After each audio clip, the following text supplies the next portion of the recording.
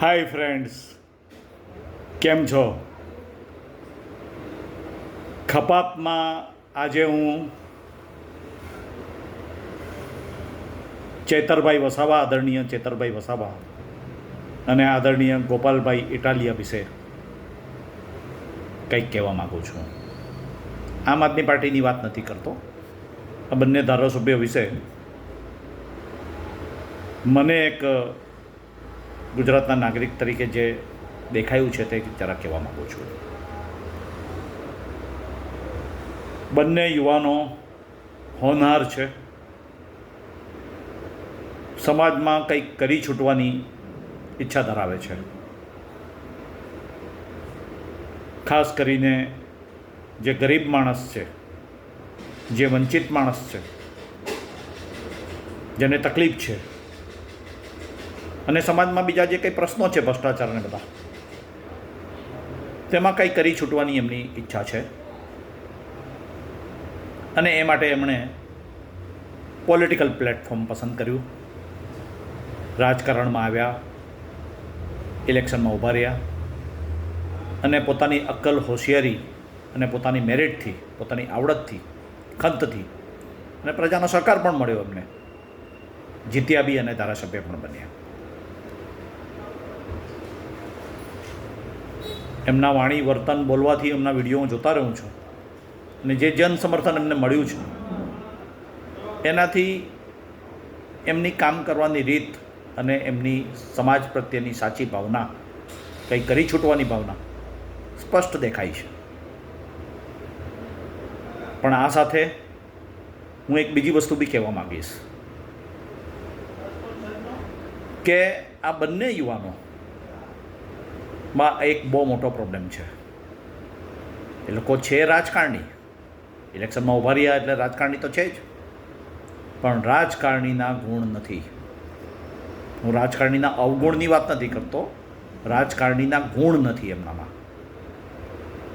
એક ખેલાડી, સાચો ખેલાડી, રાજકારણમાં પડેલો સાચો ખેલાડીમાં કેવા ગુણ હોવા જોઈએ એ એમનામાં નથી. જે હિસાબે એ રિએક્ટ કરે છે, સાચા દિલથી કરે છે, સાચી ભાવનાથી કરે છે, પણ આ રાજકારણીના ગુણ નથી. એમણે જે અઠંગ ખેલાડી જે હોય છે ને રાજકારણમાં આવેલો, એકવાર એક શરદ પવાર પર કોઈ જૂતું ફેંકેલું કે સહી ચાટેલી, અને જે શરદ પવારે એને માફ કરેલો એ વિડીયો બી જોયો હતો. એ રાજકારણી કહેવાય. એવા ગુણ નથી. આ ગુણ એમણે કેળવવા પડશે. નહીં તો કોઈને કોઈ કાયદાકીય ગૂંચવણમાં ફસાઈ જશે, ખોટો એમનો સમય બગડશે અને જે ધ્યેય સાથે સમાજમાં આવ્યા છે એ દિશા આખી જુદી દિશામાં જતું રહેશે. જેવી રીતે અત્યારે ચેતરભાઈ વસાવાનો અનુભવ થયો, અત્યારે જેલમાં છે, છૂટી જશે જામીન પર. પણ એમણે જો થોડો સંયમ રાખ્યો હોતે તારે તો બાજી એમના હાથમાં જ હતી. એમની વાત બી સાચી હતી.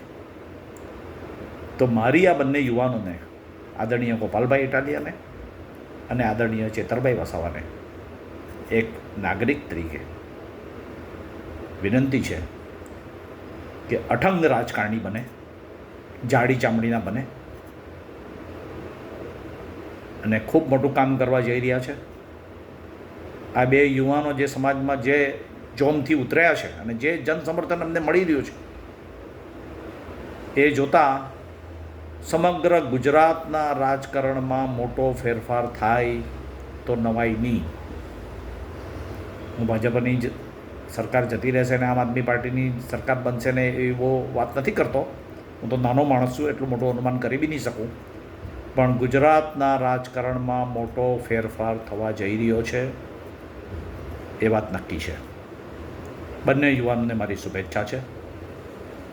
ડૉક્ટર ધીરેન દેસાઈ, બાબેન, મારી યુટ્યુબ ચેનલ સબસ્ક્રાઈબ કરજો.